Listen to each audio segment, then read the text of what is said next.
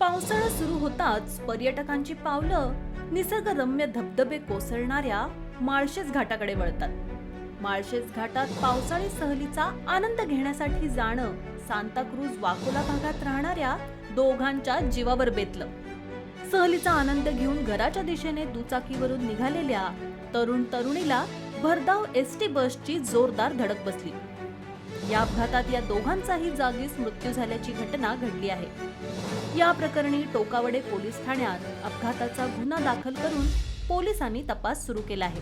रोहित रमेश डिंगणकर वय वर्ष 24 आणि नंदिनी मयांगडे वय वर्ष 23 अशी दोन्ही मृतांची नावे आहेत। पोलीस सूत्रांनी दिलेल्या माहितीनुसार मृतक रोहित रमेश डिंगणकर आणि नंदिनी मयांगडे दोघेही मुंबईतील सांताक्रूज वाकोला भागात राहत होते।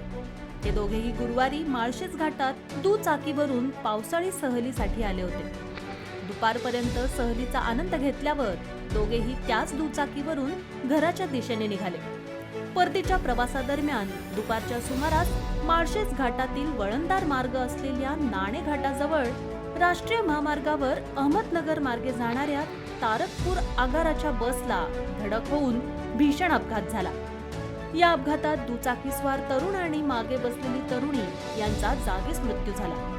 घटनेची माहिती मिळताच टोकावडे पोलीस पथक घटनास्थळी दाखल होऊन पंचनामा करत दोघांचे मृतदेह मुरबाड शहरातील शासकीय उपजिल्हा रुग्णालयात शवविच्छेदनासाठी रवाना केले।